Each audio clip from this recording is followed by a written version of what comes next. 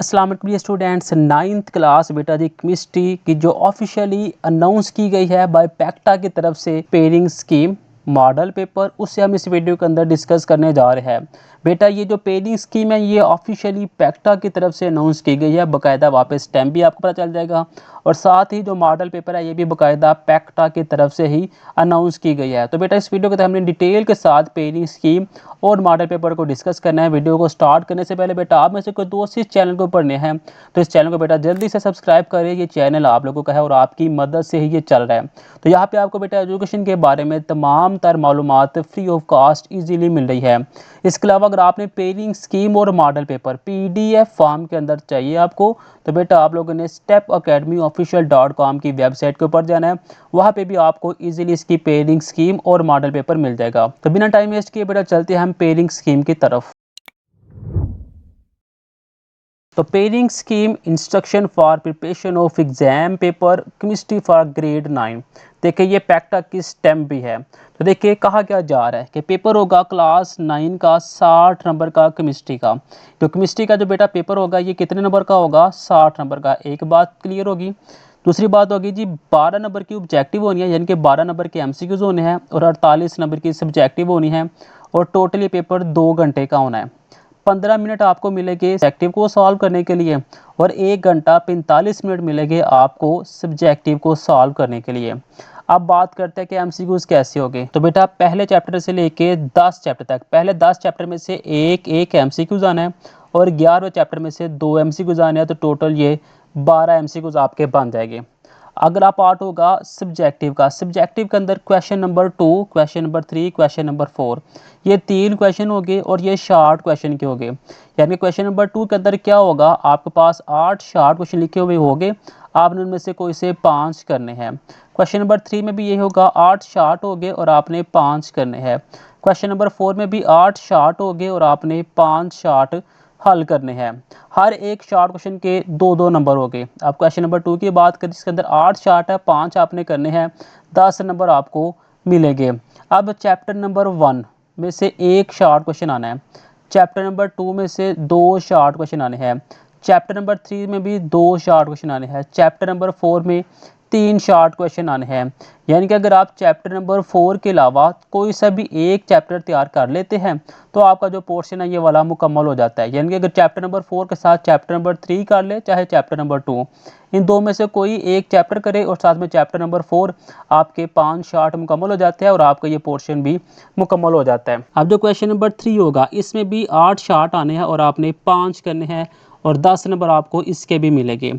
Chapter number 5 में से 3 short question आने हैं, चैप्टर नंबर 6 में से 2 शार्ट आने हैं, चैप्टर नंबर 7 में 1 शार्ट आना है, चैप्टर नंबर 8 में 2 शार्ट आने हैं। टोटल ये 8 शार्ट क्वेश्चन हो गया और आपने 5 करने हैं। यानी कि अगर आप चैप्टर नंबर 5 के साथ चैप्टर नंबर 6 या चैप्टर नंबर 8 दोनों में कोई एक चैप्टर कर लेते हैं तो आपके 5 शार्ट मुकम्मल हो जाएंगे और आपको 10 नंबर इसके भी मिल जाएंगे। नेक्स्ट जो क्वेश्चन नंबर 4 है इसमें भी 8 शार्ट है और आपने 5 करने हैं। चैप्टर नंबर 9 में बेटा 3 शार्ट क्वेश्चन आने हैं, चैप्टर नंबर 10 में से 2 शार्ट आने हैं, चैप्टर नंबर 11 में भी 3 शार्ट आने हैं। यानी कि अगर आप चैप्टर नंबर 11 और चैप्टर नंबर 9 ये करते हैं तो आपका पोर्शन यहाँ पे भी मुकम्मल हो जाता है और आपको 10 नंबर यहाँ से भी मिल जाते हैं। नेक्स्ट अगर हम सब्जेक्टिव की बात करें तो सब्जेक्टिव के अंदर कहता है कि आपके पास टोटल हो गए 3 क्वेश्चन हो गए और आपने 2 को सॉल्व करना है और हर एक का ए बी पार्ट होगा। एक पार्ट 5 नंबर का होगा और एक पार्ट 4 नंबर का होगा।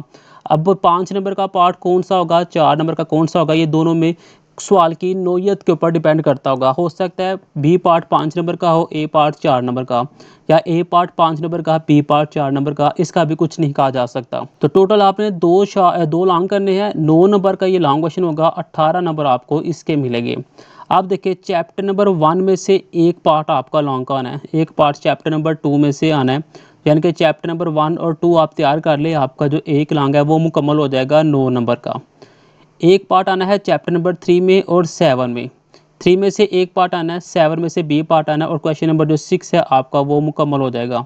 जो क्वेश्चन नंबर 7 होगा वो चैप्टर नंबर 8 और चैप्टर नंबर 10 में से मिलकर बनेगा, 8 में से एक पार्ट और एक पार्ट 10 में से। तो आपका ये जो लॉन्ग क्वेश्चन है वो भी मुकम्मल हो जाएगा। अब देखिए बेटा बात क्या है, अगर आपने क्वेश्चन नंबर 5 का ए पार्ट किया है तो आपको इसी का ही बी पार्ट करना होगा, तो आपका एक लॉन्ग मुकम्मल होगा।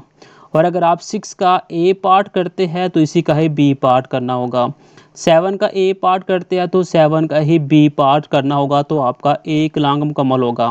ऐसा आपने नहीं करना कि आपने 6 का ए पार्ट सॉल्व किया, 7 का बी पार्ट सॉल्व किया और समझा हमारा एक लॉन्ग ये हो गया, और एक क्वेश्चन नंबर 7 का ए बी पार्ट किया तो समझा एक लॉन्ग ये हो गया।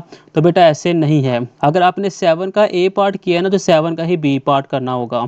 और फ़र्ज़ करिए अगर आप ऐसे कहते हैं कि सर मैं 7 का ए पार्ट कर लेता हूँ और मुझे 6 मुकम्मल आता है और मुझे 7 जो 5 वाला वो नहीं आता, तो क्या मुझे 7 के एक पार्ट के नंबर मिलेंगे?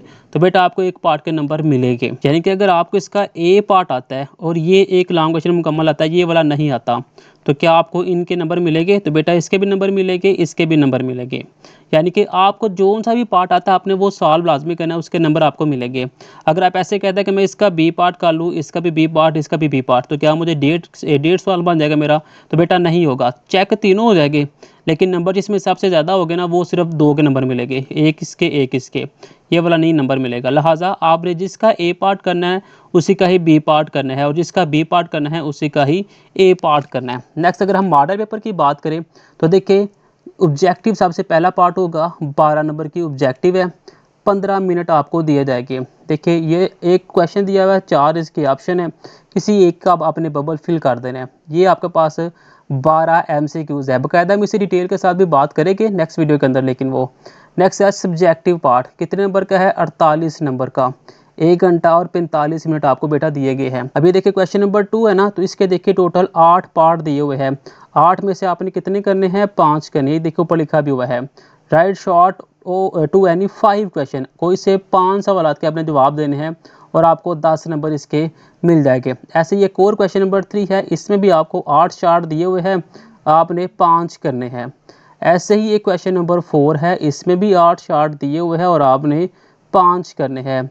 उसके बाद लॉन्ग की बारी आ जाएगी, सब्जेक्टिव पार्ट, कोई से 2 क्वेश्चन आप सॉल्व करें। 5 का ए पार्ट बी पार्ट एक लॉन्ग क्वेश्चन, 6 का ए पार्ट बी पार्ट दूसरा लॉन्ग क्वेश्चन, 7 का ए पार्ट बी पार्ट और तीसरा लॉन्ग क्वेश्चन। ये बेटा आप लोगों की पेयरिंग स्कीम और मॉडल पेपर था। अगर आपने 5 का बी पार्ट किया है तो 5 का ही ए पार्ट करेंगे तो आपका एक लॉन्ग मुकम्मल हो जाएगा। मैं बार कह रहा हूँ बेटा, आप लोग काफ़ी ज़्यादा ये गलती करते हैं कि 6 का ए पार्ट किया, इसका बी पार्ट किया, ये कर लिया तो हमारा 2 लॉन्ग मुकम्मल हो गए। तो बेटा ऐसे नहीं है, आपने तीनों के तीनों लॉन्ग को टच कर लिया हुआ है तो आपको कोई से 1.5 लॉन्ग का सिर्फ नंबर मिलेगा। लिहाजा आपने जिसका ए पार्ट करना है उसी का ही बी पार्ट करना है। तो बेटा ये थी 9th क्लास केमिस्ट्री की पैक्टा की तरफ से ऑफिशियली जो अनाउंस की गई है पेयरिंग स्कीम और मॉडल पेपर।